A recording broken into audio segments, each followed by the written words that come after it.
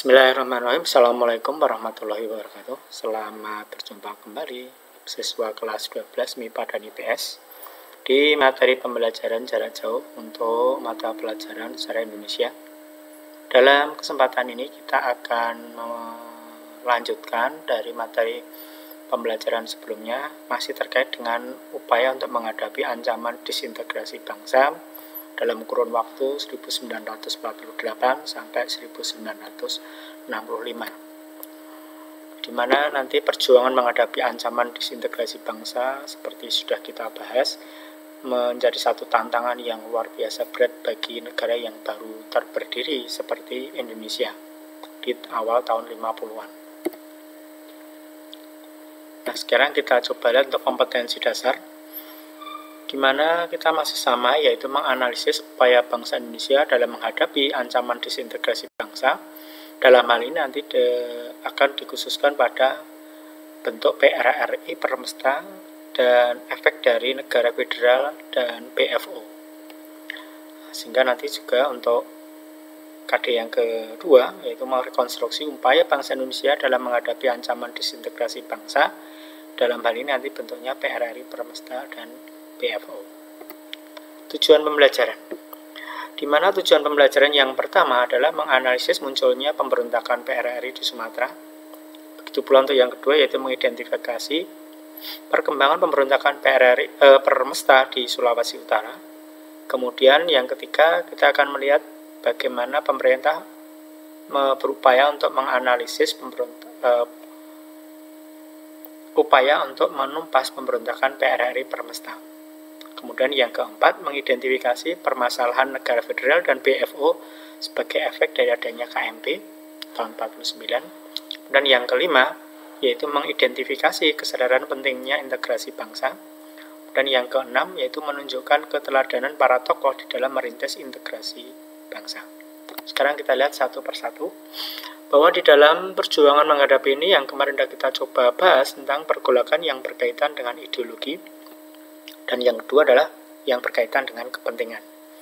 Adapun yang kita bahas saat ini adalah yang ketiga, yaitu pergolakan yang terkait dengan sistem pemerintahan, dan yang kedua, bagaimana kita melihat konflik menuju ke integrasi, di mana di dalamnya ada dua hal, ada kesadaran pentingnya integrasi, dan bagaimana kita melihat tokoh-tokoh pada saat itu yang menunjukkan keteladanan.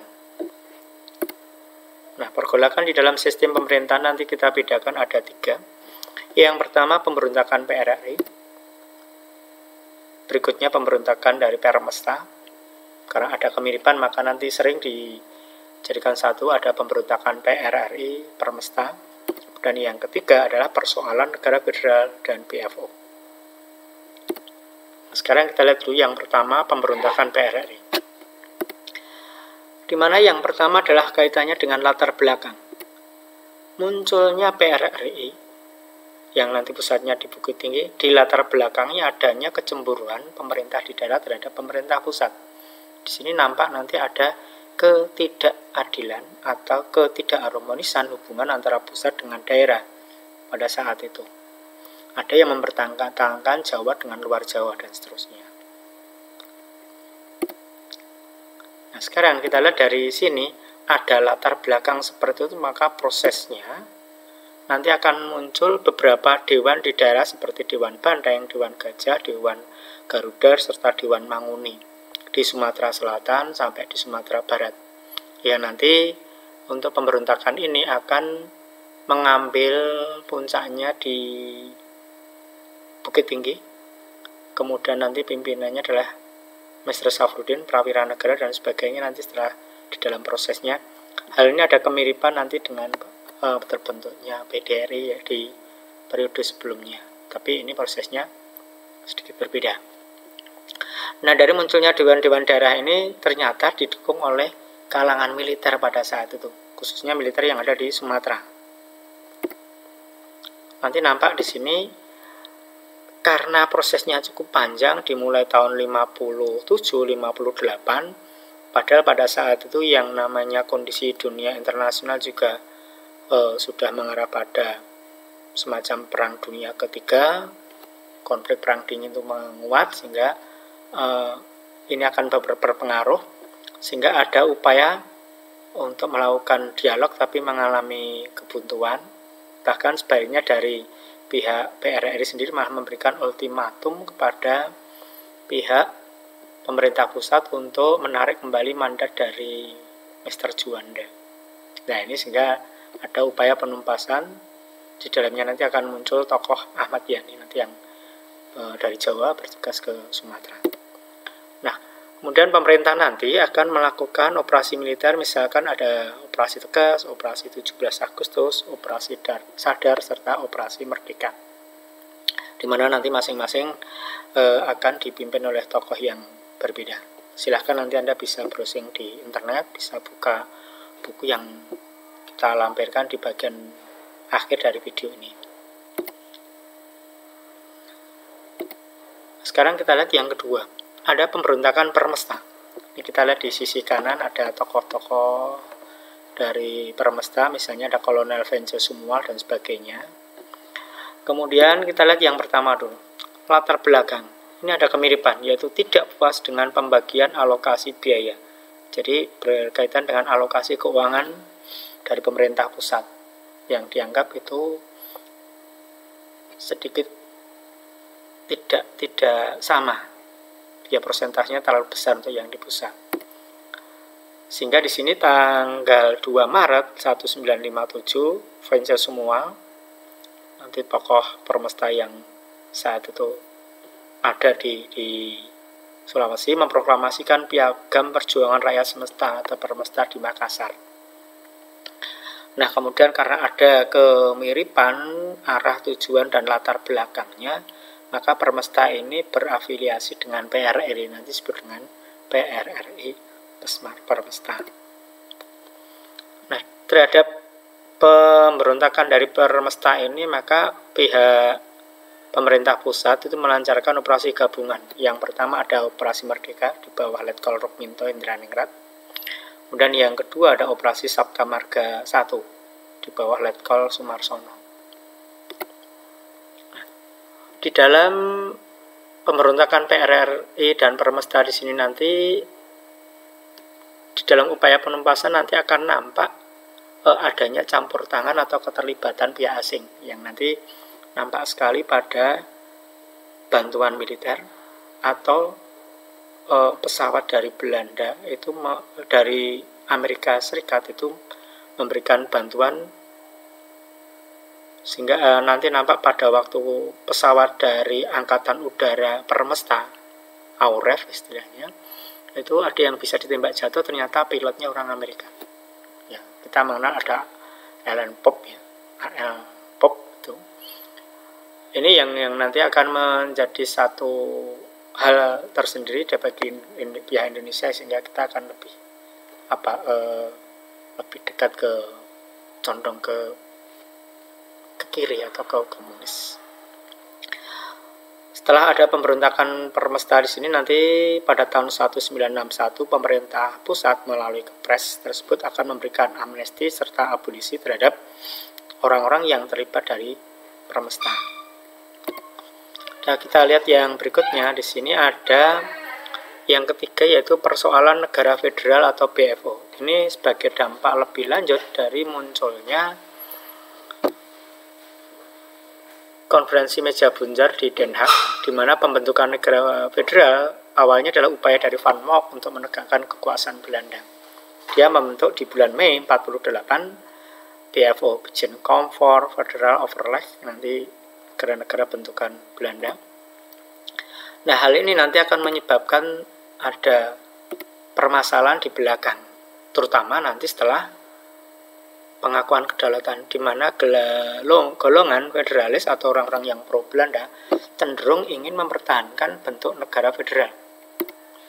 Sementara pihak yang lain ada golongan pro republik yang justru ingin mempertahankan bentuk kesatuan.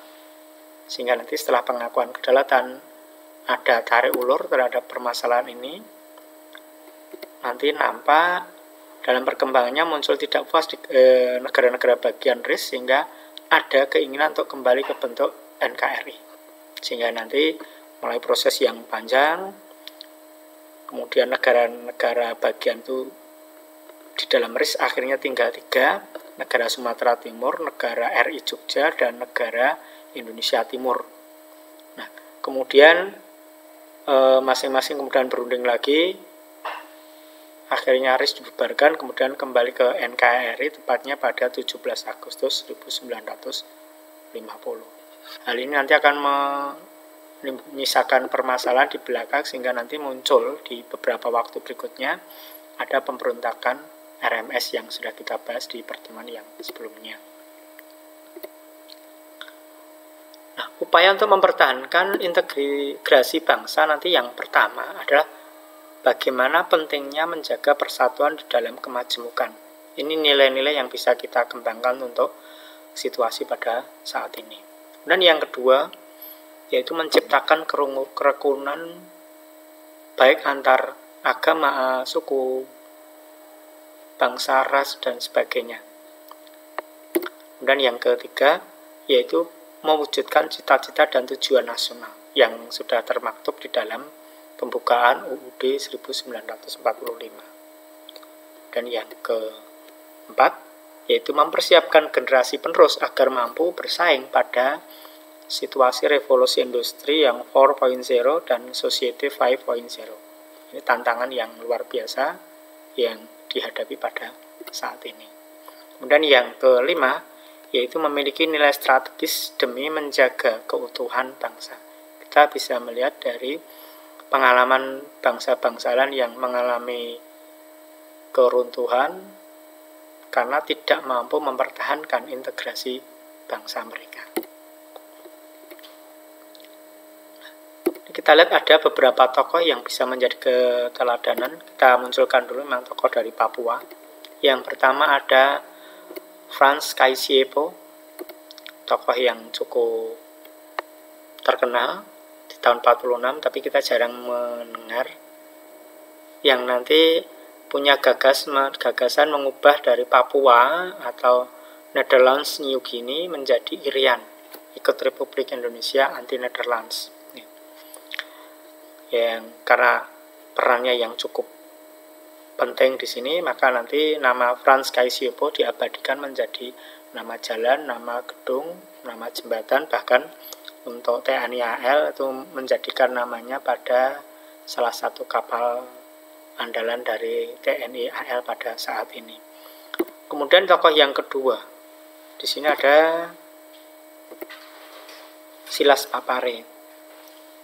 Ini sama, yaitu nanti untuk menunjukkan bahwa dari orang Papua itu punya tokoh-tokoh yang cukup terkenal. Ada Frans Kaisiepo, ada Silas Papare, ada Martin Inde yang nanti juga cukup terkenal untuk bagaimana memperjuangkan kemerdekaan Indonesia. Kita contohkan lagi yang lain. Ini ada yang pertama, ada Raja Pemersatu. Kenapa di awal Republik berdiri ternyata ada banyak raja yang memberikan dukungan, tidak hanya dukungan moral tapi juga dukungan material. Sri Sultan Hamengkubuwono yang ke-9 itu selain menyatakan Kesultanan Jogja sebagai bagian dari RI, juga memberikan bantuan keuangan. Jadi dari kas kerajaan itu diberikan kepada Menteri Keuangan sampai 2 kali. Kemudian yang kedua ada Sultan Syarif Qasim yang nanti menjadi tokoh yang terkenal dari Sumatera yang memberikan sumbangan yang tidak kurang 13 juta gulden, nanti diserahkan kepada Kementerian Keuangan saat itu untuk menjalankan roda pemerintahan.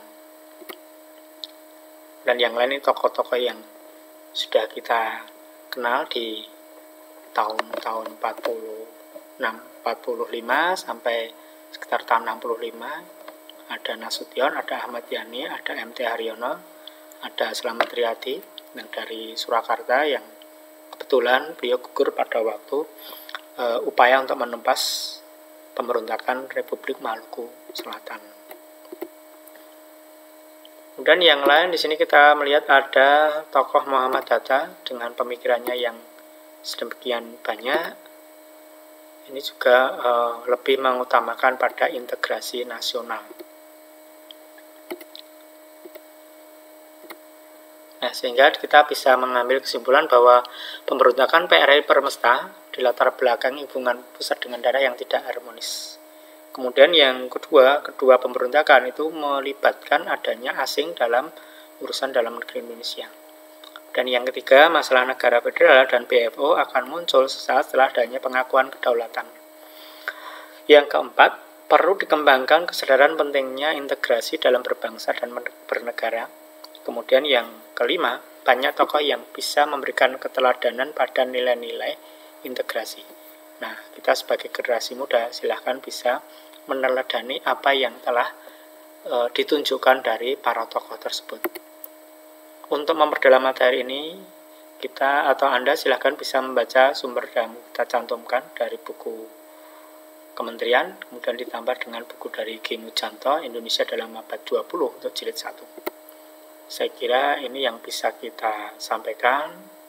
Ada kurang lebihnya mohon maaf. Nanti penugasan kita sampaikan di dalam aplikasi.